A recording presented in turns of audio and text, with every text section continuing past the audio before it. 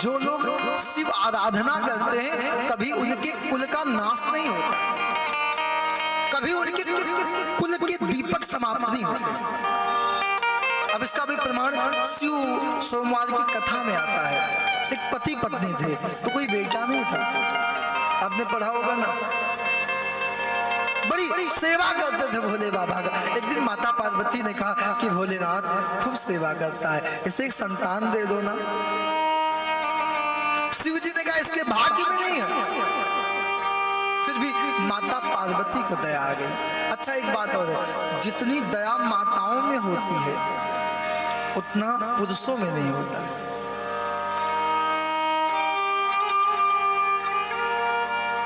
तो माता पार्वती ने बार बार कहा कि नहीं, आप इसके एक संतान दो।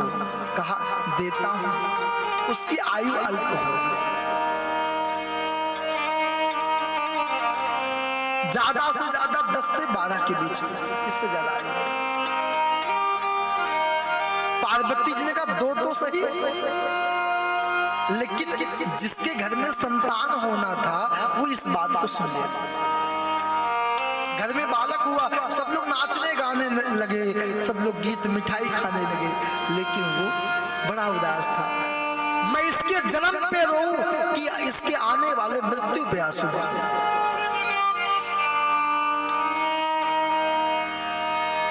धीरे धीरे बालक बड़ा हुआ, पिता समझ गया अब 1 साल की इसकी आयु बची है। मामा को बुलाया। किसके मामा को? बच्चे के मामा।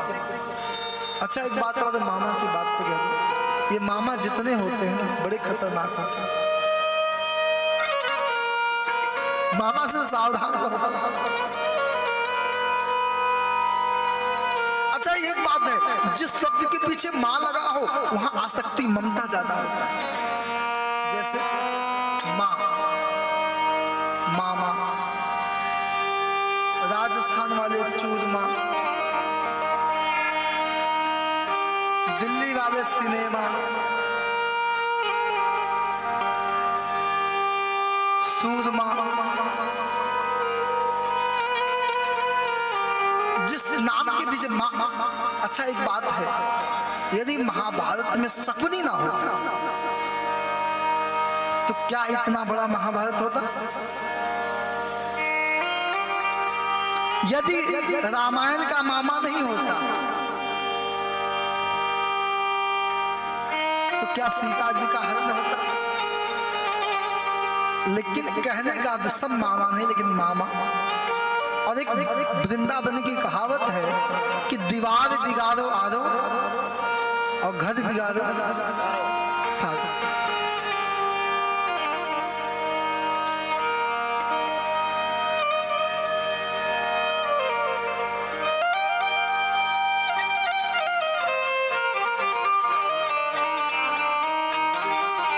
ये सिद्धांत की बात है।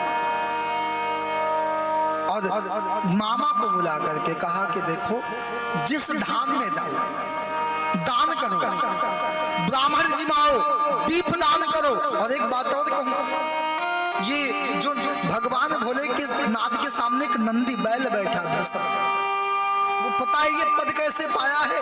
दीप जला करके। आप नित्य प्रतिदिन यदि शिवालय में जाकर के दीप जलाते हो ना, अगला जन्म यदि आप गरीब हो, आप जो चाहते हो सब मिलेगा। नंदी ने दीप जला करके इतना बड़ा पद पा लिया। दीप दान का बड़ा महत्व। आजकल जन्मदिन होता है तो हम लोग बच्चे को दीपक बुझाना सिखाते हैं। दीप जलाना नहीं, दीपक बुझाना सिखाते हैं। राधे राधे हो जाओ। बुलाया है कि बेटा जिस धाम में जाओ ना, मामा से धन दिया है, खूब दान करो, ब्राह्मण जिमाओ, दीप दान करो, कपड़े दो, जो मन में आए। लेकिन 1 साल बाद आना, इसके पहले बता दो, क्योंकि पिता जानता था कि यदि ये अपने माँ के सामने मरेगा ना तो इसकी माँ भी मर जाएगी। मैं कहता हूं कि देखिए ऐसा नहीं कि माँ का त्याग होता है, त्याग तो साफ पिता का भी होता है। क्या पिता का त्याग कम है?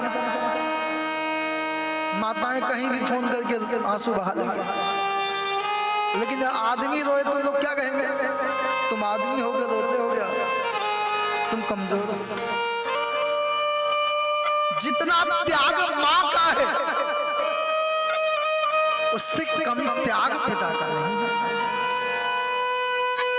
पिता जब तक जिंदा होते हैं ना, एक बेटी से पूछा जाए, जब तक उसके पिता जिंदा होते हैं ना, तब तक वो अपने पति की भी चिंता नहीं करती। क्यों? मेरा पिता अभी जिंदा है। और दुनिया में सबसे ज्यादा प्रेम जितना बेटी अपने पिता को करती है, उतना बेटा नहीं करता। यदि ये सच्चाई है, ये पिता से बढ़कर, पिता मकान है, पिता रोटी है, शाम होते ही इंतजार करते मेरे पिता मेरी रोटी की व्यवस्था करेगा।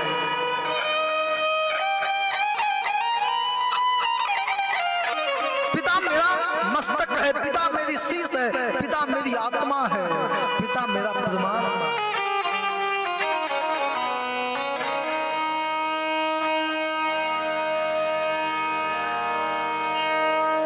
पिता से बढ़ के दुनिया में कहा मेरे पिता ने, एक बात मैं कहता हुआ इस प्रसंग में जाऊंगा, कहा मेरे पिता ने मेरा भी कुछ नाम हो जाता, जो हमारे बेटों में कोई राम पैदा हो जाता तो हमें स्वर्ग जाने की जरूरत नहीं होती, हमारा घर ही अयोध्या धाम हो जाता। यदि आपका घर, आपके घर में कृष्ण जैसा बेटा हो तो वृंदावन जाने की आवश्यकता नहीं है, अपना घर ही वृंदावन धाम। घर में कोई शिव जैसा, कोई गणपति जैसा संतान हो जाए तो कहीं जाने की आवश्यकता नहीं।